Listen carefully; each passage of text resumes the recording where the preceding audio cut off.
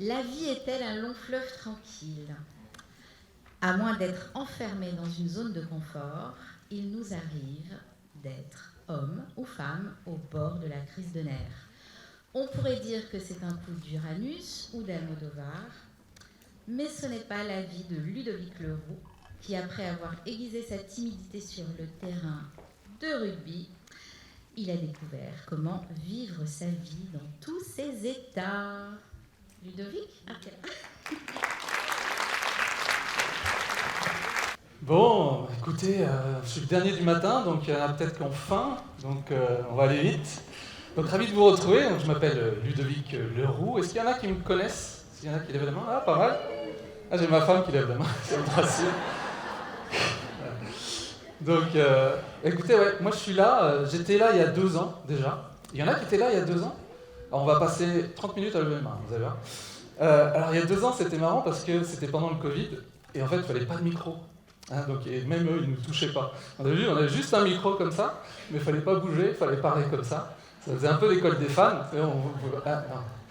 Donc là, déjà, c'est beaucoup mieux, c'est beaucoup plus sympa. Donc moi, je suis ravi d'être là avec vous. On va passer 30 minutes ensemble sur parler un petit peu dans ce qu'on a vu ce matin. Alors moi, j'ai mal commencé ma journée parce que j'ai complètement foiré mon test du jumeau perdu. J'ai eu 1 sur 14. Donc du coup, je n'ai pas de jumeaux. Donc... En même temps, vous savez, quand on fait des tests, on a envie d'apprendre un truc, et là, non. Donc, du coup, il y a eu cette période-là, et puis après, moi, je suis là pour vous parler de vie, de survie. Vous allez voir, ça va être des liens aussi avec ce que nous a partagé Jean-Christophe. Comme le disait Anne, moi, j'ai vécu 40 premières années de ma vie, en fait, en survie, puisque j'étais très timide, très réservé. J'aurais jamais pu être là. À la rigueur, j'aurais été peut-être comme ça, ou caché quelque part, mais ça n'aurait été pas possible de vous parler, en tout cas. Et malgré tout, j'y suis encore un petit peu, c'est pour ça que j'enlève mes lunettes, comme ça je ne vous vois pas. Donc je vous vois flou, je ne sais pas si tout va bien. Et puis, pendant ces 40 années, finalement, j'étais à la quête de savoir pourquoi j'étais dans cet état-là, timide, réservé. Et au fond de moi, je sentais qu'il y avait quelque chose d'autre, il y avait de la vie. J'étais sportif de haut niveau en rugby, et puis je voyais bien que pendant les 3e mi-temps, après une dizaine de bières, finalement, je changeais d'état. J'étais beaucoup plus sociable. Donc j'avais le choix dans la vie, soit être alcoolique ou faire un travail avec moi. Donc j'ai choisi la 2e version. Et puis finalement, j'en suis arrivé à travailler à travers la préparation mentale pour les sportifs de haut niveau, et puis ensuite les neurosciences, puisqu'on me disait que tout était dans la tête, entre mes 2 oreilles. Donc j'ai été chercher, je me suis formé. Et puis finalement, il y a 5 ans, j'ai fait une découverte. Pour moi, c'était une découverte puisque j'ai rencontré une thérapeute américaine qui venait en France former des ostéopathes sur la théorie polyvagale. Est-ce qu'il y en a qui ont entendu parler de la théorie polyvagale? En fait, ceux qui me connaissent, ça me semble naturel. Et finalement, pendant ces 3 jours de formation avec cette thérapeute, j'ai appris que je n'étais pas timide. Je n'étais pas réservé. Et que je passais mon temps, comme le disait Jean-Christophe, dans un état de suradaptation. J'étais sans cesse en train de me protéger. Et bien sûr qu'en étant coincé dans cet état de suradaptation, de surprotection, eh bien, j'étais sans cesse en survie et non en mode vie. Aujourd'hui, mon job, moi, c'est d'apprendre aux gens de passer de ce mode survie à passer au mode vie et pouvoir kiffer sa vie, faire ce qu'on a envie, et pouvoir justement aussi sortir de tout ce que ça peut entraîner, ce mode de survie, que ce soit au niveau santé physique, santé émotionnelle et santé psychologique. Et donc, tout se passe à travers ce qu'on m'a partagé au niveau de notre système nerveux autonome. Je crois que Anne, on a fait passer le test. Il y en a qui ont passé le petit test à l'inscription? Ok, on y reviendra dessus. Et à travers ce système nerveux autonome, ce que j'ai pu apprendre, c'est que ce système de survie, il pouvait être dérégulé. C'est-à-dire que depuis notre enfance, eh bien, on vient au monde avec un système, sauf problème intra-utérin, transgénérationnel, on vient au monde avec cette capacité à être en lien, à être en confiance avec les autres. Et puis au fur et à mesure de nos expériences de vie, eh bien, ce système de lien et de confiance passe petit à petit dans un système de méfiance. On apprend ce qui est dangereux, ce qui ne l'est pas. Et ce système nerveux autonome, finalement, il passe son temps à se poser une question: suis-je en sécurité? Si je suis en sécurité, il me laisse faire. si je ne suis pas en sécurité, il va mettre en place des mécanismes de protection. Et c'est ce qu'on va voir justement à travers le test que vous avez vu et ce que je vais vous partager. Et donc moi, j'avais un système de protection qui était ce qu'on appelle, vous allez voir, le vagal dorsal, cet état d'inhibition, de figement, de me cacher pour pouvoir me maintenir en survie. Mon système nerveux a trouvé la bonne idée de pouvoir me maintenir dans cet état. On parlait d'homéostasie, c'était mon équilibre à moi, mon équilibre de survie, pas de vie, mon équilibre de survie pour pouvoir me maintenir en survie le plus longtemps possible. Si je me cache, eh bien je ne crains rien. Et souvent, je me disais, c'est bon, je ne crains rien, je ne crains rien, je ne crains rien. Mais dans la vie, le problème, c'est que je ne faisais rien. Donc, tout ce qui était autosabotage, syndrome de l'imposteur, alors rêver, j'avais plein de rêves, mais chez moi. Donc, ça, c'était facile pour moi. C'était facile pour moi de rêver dans mon coin tout seul. Donc ça, c'était mon système à moi de suradaptation, de protection. Et à travers la théorie polyvagale du docteur Stephen Porges, eh bien, ça nous a permis de pouvoir justement voir notre système nerveux autonome comme un système qui est beaucoup plus évolué que uniquement le système sympathique et parasympathique, qui est un petit peu l'accélérateur et le frein.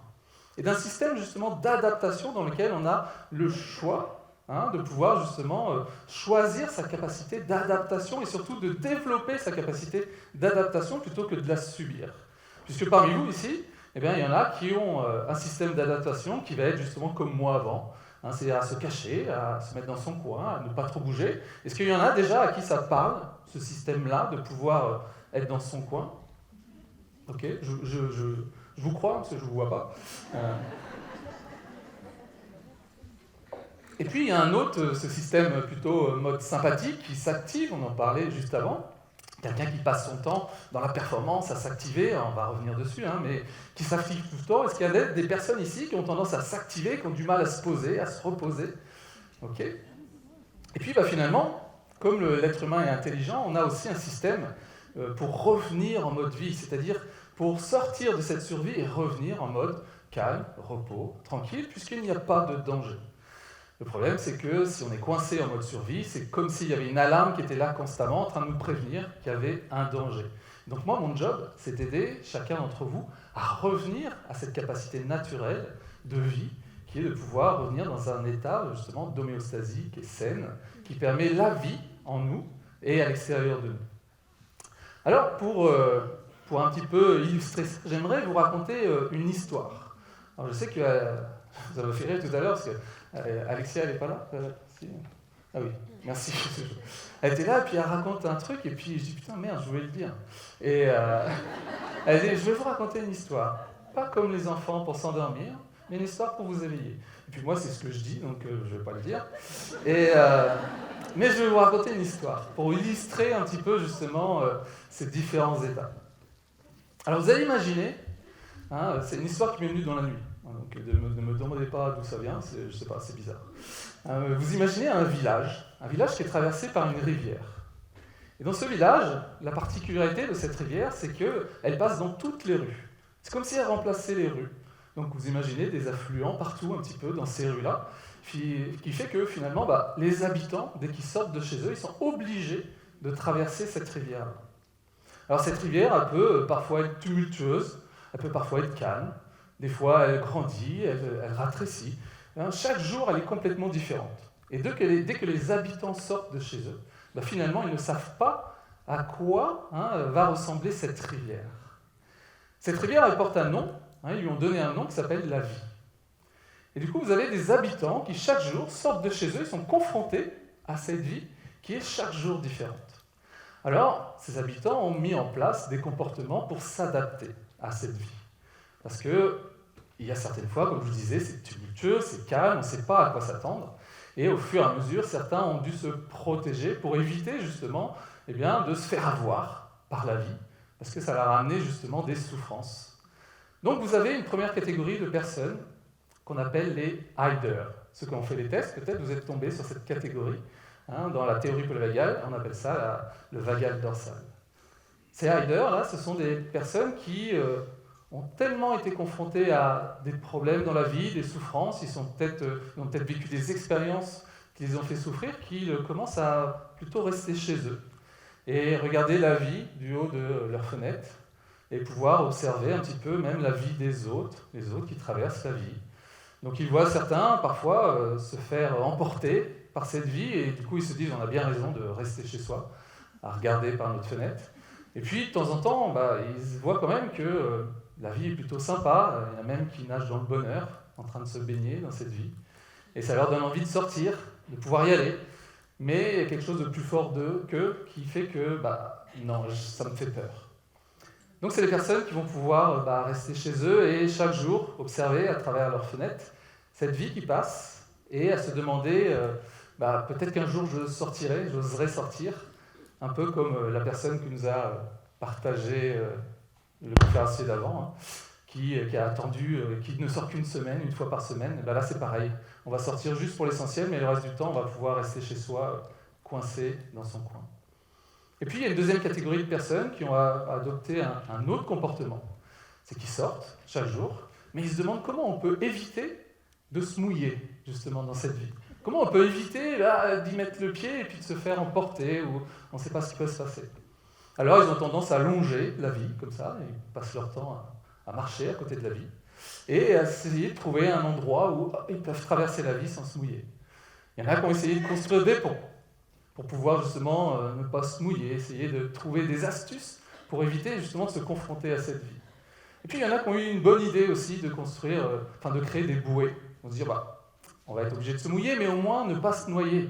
Parce que si on peut traverser en sécurité, c'est une bonne manière justement d'éviter de souffrir de cette vie qui peut m'emporter. Alors ils ont commencé à créer des bouées qui leur permettent de pouvoir traverser cette vie tranquillement, et de pouvoir justement arriver de l'autre côté en toute sécurité. Le problème, c'est que ces bouées, des fois, elles ne fonctionnent pas, ou elles ne fonctionnent plus.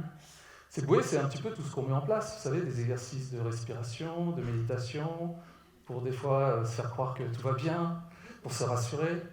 Et puis, des fois, on le fait même alors que la vie est calme. Mais on ne sait jamais.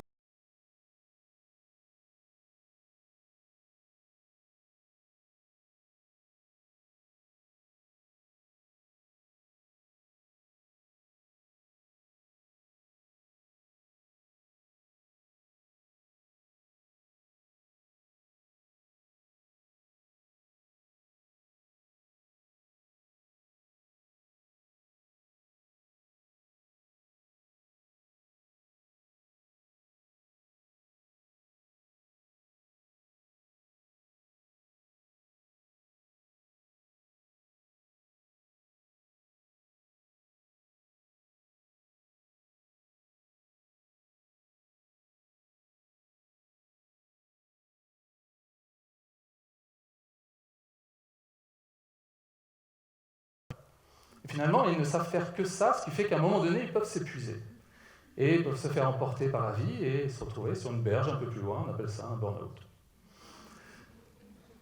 Il y en a qui connaissent un peu ça aussi.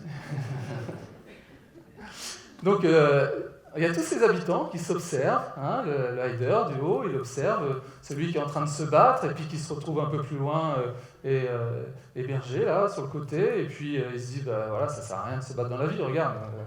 On peut se retrouver. Je sais, héberger, ça n'existe pas, mais j'invente des mots des fois. Donc il faut suivre, transformer les mots dans votre tête pour pouvoir bien comprendre. Et puis il y a justement ces fighters qui regardent ces personnes marcher, essayer de trouver le meilleur endroit pour traverser, et souvent ces fighters, ils appellent ça des losers. Mais bats-toi dans la vie, go, faut y aller. Vous a déjà donné ce conseil-là de dire go, vas-y, attends, de quoi t'as peur? Tu bouges, t'es la tête hors de l'eau, c'est bon. Donc, si on vous donne ce conseil-là, ok, vas-y, fais-le toi si tu veux. Moi, je vais peut-être chercher d'autres façons de faire. Alors, il n'y a pas une bonne façon de faire. Les trois sont bonnes à partir du moment où c'est adapté. Parce que parfois, la vie sera tellement tumultueuse que c'est bien de rester en retrait et de pouvoir prendre ce temps-là.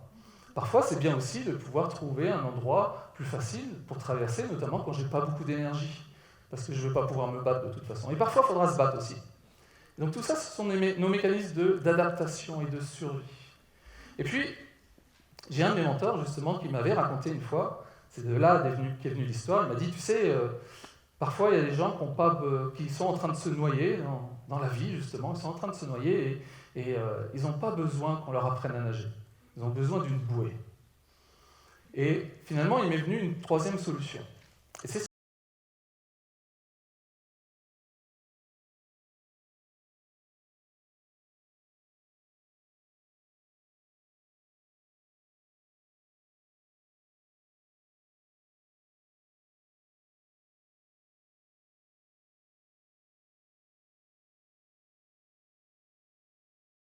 sécurité, ça ne servira à rien de mettre en place des choses, puisque de toute façon, je vais repasser dans cette homéostasie d'insécurité. Ça va y aller pendant un moment, pendant une semaine, pendant un mois. Je vais peut-être avoir cru d'avoir résolu mon problème. Mais à partir du moment où je saurais, moi, ne pas savoir me mettre en sécurité, eh bien, je retrouverai ce problème un peu plus loin. Et ce qu'on leur apprend, c'est une troisième solution, c'est s'il y a quelqu'un qui est en train de se noyer, eh bien, on peut aussi plonger avec lui dans cette eau-là d'insécurité. Parce que nous, quand on est en sécurité, dans cette eau, on se sent bien. C'est OK.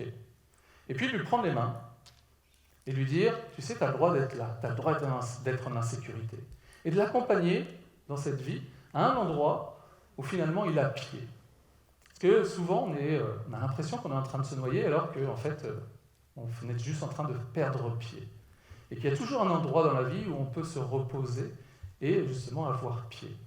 Et ça, c'est aussi le rôle du coach, du thérapeute, de l'accompagnant, justement de l'amener dans cette vie qui reste tumultueuse, et bien pendant un temps, à comprendre qu'il peut avoir pied. Alors tout ce que je vous raconte, eh bien finalement, c'est la vie de notre système nerveux autonome. C'est-à-dire que chaque jour, vous changez des milliers de fois d'état. Parmi vous, il y a des personnes qui sont ce qu'on appelle plus à dominance Heider, qu'on appelle vagale dorsale, qui sont plutôt timides, réservées, qui pensent que la vie est difficile, qu'ils n'y arriveront pas. Et puis il y en a d'autres qui sont plus de nature, ce qu'on appelle système sympathique, agressif, ou système de fuite.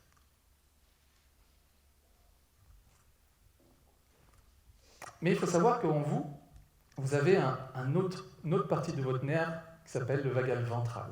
Le vagal ventral, c'est celui qui va vous apporter la sécurité. C'est le seul état où vous allez vivre l'amour, la joie, la gratitude. C'est le seul état où vous allez être en lien avec les autres. C'est le seul état où vous allez reconnaître la souffrance chez l'autre. C'est le seul état où vous allez demander de l'aide. C'est le seul état où vous pouvez faire une conférence. Donc, il y a des moyens de pouvoir apprendre à réguler son système nerveux. C'est-à-dire que vous n'êtes pas figé dans ces états. Peu importe ce que vous vivez aujourd'hui, le plus important, c'est pas de savoir comment m'en sortir, c'est comment réguler mon système nerveux. Il y a des études qui démontrent qu'aujourd'hui, 85% de la population a un système nerveux dérégulé.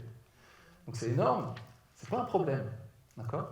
C'est énorme, mais c'est important de comprendre qu'ici, on a tous nos zones d'insécurité qui nous amènent justement à passer de la vie à la survie.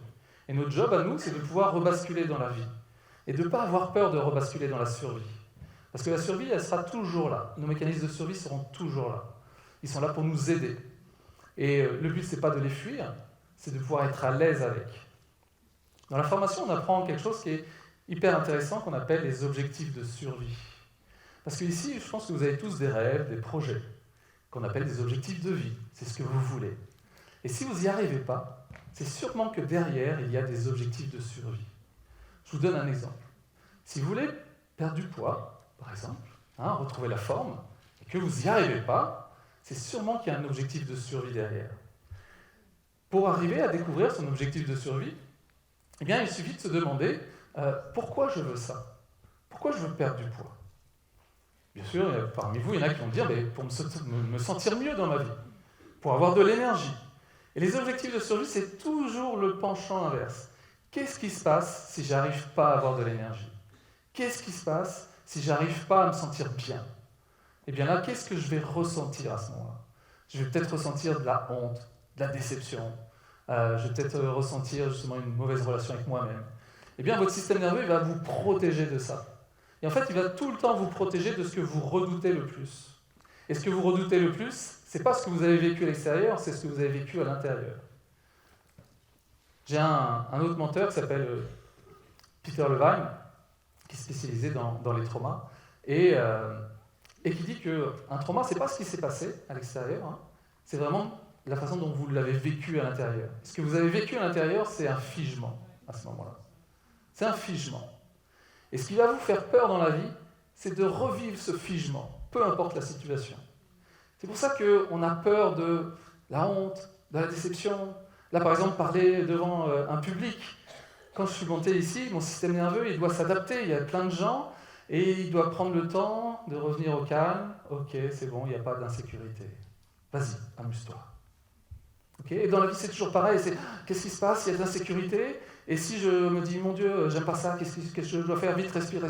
Allez, c'est bon, ça va bien. Ça, c'est calme. Et puis, hop, ça repart. Et vite, fais une méditation, ça va mieux.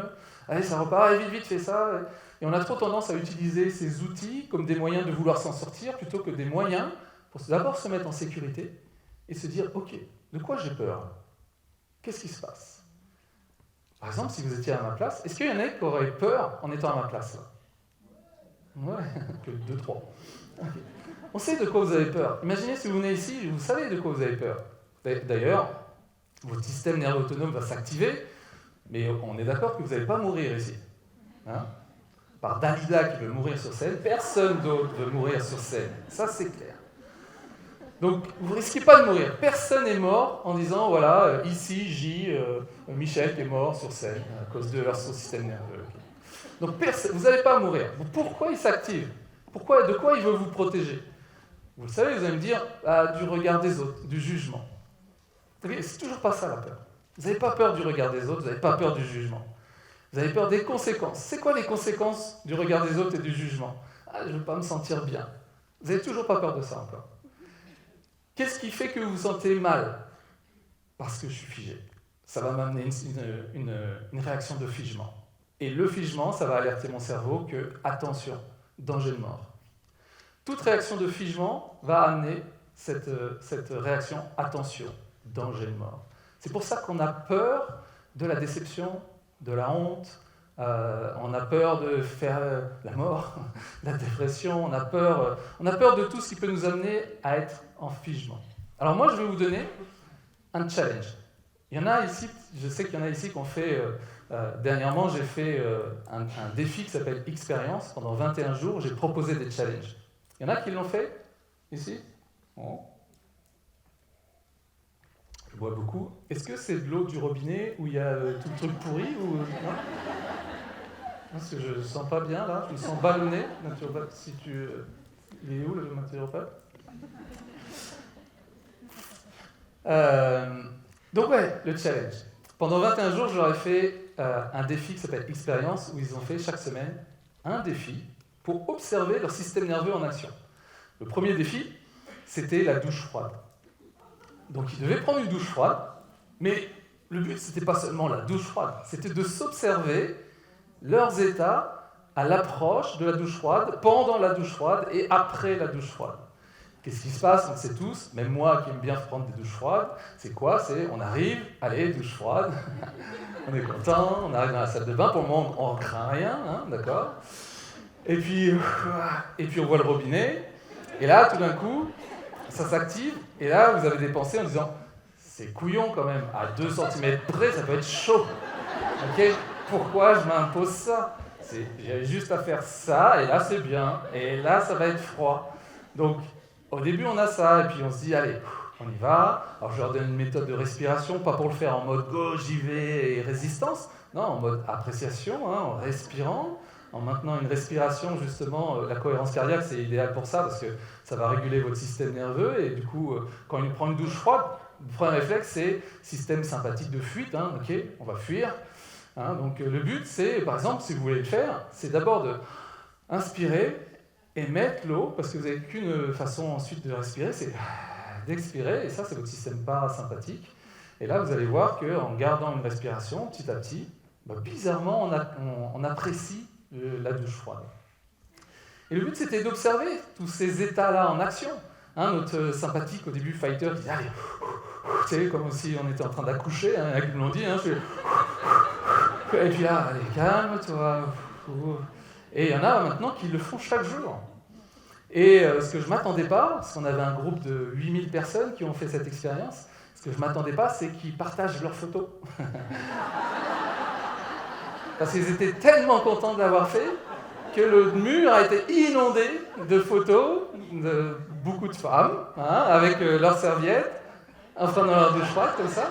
Et ça fait un peu secte de la douche froide. Mais c'était intéressant l'expérience de pouvoir justement observer ces états en action. Et le petit défi que je vais vous donner, vous allez voir, c'est de pouvoir passer par 4 étapes. La première étape, c'est reconnaître. Reconnaître vos états de survie. Alors ces étapes que je vous donne, vous les retrouvez dans le livre Nervague aux éditions Erol, qui est vendu ici dans la librairie. Fait du placement de produits. 4 étapes. Reconnaître. Reconnaître vos états. Ce n'est qu'un état, ce n'est pas votre identité. Okay ? Si vous venez là et que vous dites « j'ai peur de parler devant les gens », c'est un état, c'est votre état dorsal qui s'exprime, ce n'est pas votre identité. Okay ? Vous pourriez très bien être dans un autre état en disant « allez, j'y vais, go, go, go », c'est votre système sympathique agressif. Ça pourrait être autre chose, ça pourrait être oui, mais non, en fait, en ce moment, j'ai mal à la gorge et je ne pourrais pas trop faire. Ça, c'est votre système de fuite. Et puis, ça pourrait être aussi votre ventral qui dit oh, c'est cool, c'est plaisant de faire des conférences devant des gens, c'est agréable, je suis content d'être avec vous. Et donc, il y a tous ces états-là qui sont possibles. Donc, la première chose, c'est reconnaître vos états. Pour reconnaître vos états, il suffit d'observer vos pensées, vos émotions. Vos pensées et vos émotions sont le reflet de vos états internes. Ça, c'est hyper important. Vos pensées, vos émotions sont le reflet de vos états internes. Qu'est-ce que j'ai comme pensée ? La colère, je suis en sympathique agressif. C'est un état. C'est l'expérience que je suis en train de vivre en ce moment dans la situation actuelle. On le sait, quand vous êtes fatigué, ce sympathique agressif va s'activer. Pourquoi ? Parce que je n'ai pas la capacité de créer le lien avec les personnes. Je n'ai pas l'énergie nécessaire pour créer le lien. Donc toute l'énergie, je vais la concentrer à repousser la personne ou fuir ou me cacher. Donc premier, reconnaître. Si vous avez des pensées comme « j'y arriverai jamais, c'est trop compliqué pour moi », c'est qu'un état de vagal dorsal. C'est rien, vous êtes juste en vagal dorsal. Si vous venez me voir et vous me dites ça, je dis bah, « c'est cool, bienvenue dorsal, salut, ça va ?» Mais c'est tout, c'est pas vous. C'est qu'un état de vagal dorsal. Si vous l'avez trop souvent, c'est que vous êtes à dominance vagal dorsale. Si vous êtes en train de vous raconter des histoires et que dans votre vie, rien ne se réalise, mais par contre, il y a plein de rêves et de projets, c'est juste du sympathique fuyant. Vous êtes trop longtemps dans cet état pour fuir quelque chose qu'on pourra découvrir, mais c'est votre état de survie pour vous permettre de vous maintenir en survie. Donc, reconnaître. 2, respecter cet état. Il a une fonction de protection. Même si vous me dites « ouais, mais j'en ai marre, cet auto-saboteur, c'est pas un auto-saboteur. » D'accord ? Ça, c'est le comportement. Mais à l'origine, il a une fonction de vous protéger. Alors, c'est pas ce que vous voulez. Ok ? Même les croyances limitantes. Les croyances limitantes, ce sont des croyances de protection. C'est pas ce que vous voulez. Ah, ça me limite. Bien sûr que ça te limite, parce que le but, c'est de te protéger. De quoi ? Je ne sais pas. Ça m'emmerde, ça c'est sûr. Mais je suis en train de me protéger. Donc, respecter la fonction. 3, ressources. Quelles ressources j'ai aujourd'hui dans ma vie pour pouvoir déjà sortir de cet état-là ? Et ça, vous en avez plein. On parlait tout à l'heure du corps, de la nature. Peter Levine, pareil, dit une phrase qui est que c'est pas la nature qui nous a oubliés, c'est nous qui avons oublié notre nature. On a oublié que cette nature, elle est là, et qu'elle le fait naturellement. Par exemple, je suis sûr que vous faites des fois des soupirs. Un soupir, c'est un moyen de réguler son système nerveux. Il le fait naturellement. Alors vous avez tous les exercices de respiration. Vous avez, moi j'ai mis 4 catégories. Les exercices physiologiques de respiration, qui vous permettent d'apprendre à réguler votre système nerveux. Des exercices mécaniques, parce que vous avez tout ce qui est stress mécanique. Et il suffit des fois de pouvoir un petit peu délier le psoas iliaque, au niveau du diaphragme, au niveau du cervical, pour permettre au corps de lui donner beaucoup plus d'énergie, et cette énergie va être disponible pour notre vie, et pas pour notre survie. 3e, tout ce qui est exercice plutôt mental. Au niveau mental, tout ce qui est visualisation, on le sait, il suffit de penser, réfléchir à quelque chose qui nous ramène à une expérience passée joyeuse, eh bien, notre physiologie va suivre cette expérience-là, donc c'est un moyen de pouvoir aussi changer notre physiologie. Et 4e, au niveau esprit, à travers méditation, qui nous permet aussi de pouvoir remodeler notre système nerveux. Ça, c'est la 3e étape. La 4e, ça va nous amener à recréer et revisiter. Une fois que je suis dans cet état-là, le but, c'est pas de me dire « cool, c'est bon, je vais mieux ». Non, ça va être de dire « cool, je suis en sécurité ». Maintenant, je vais inviter ma peur, je vais inviter mon projet qui me fait peur avec moi pour savoir qu'est-ce que je fais, qu'est-ce que je mets en place.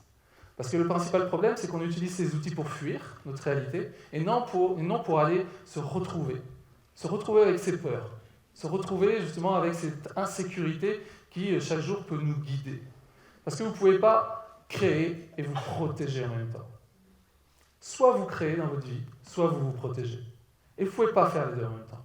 Donc il va falloir, même pas choisir, il va falloir vous mettre dans l'état où vous pouvez créer naturellement. On passe sa vie à se protéger, alors que vous avez un potentiel de création qui est beaucoup plus important, qui est énorme. Et en même temps de pouvoir vous permettre d'avoir une meilleure santé physique, émotionnelle et psychologique. Alors il n'y a rien de magique dans ce que je vous dis, c'est physiologique. C'est pas magique, c'est physiologique. Si vous commencez à vous entraîner à réguler votre système nerveux, j'ai toujours une phrase, parce que c'est la fin, c'est toujours une phrase que j'aime bien dire, c'est « Prenez soin de votre nerf vague, parce que votre nerf vague prendra soin de vous, de votre vie, et aussi des autres. » Donc je vous remercie pour votre attention.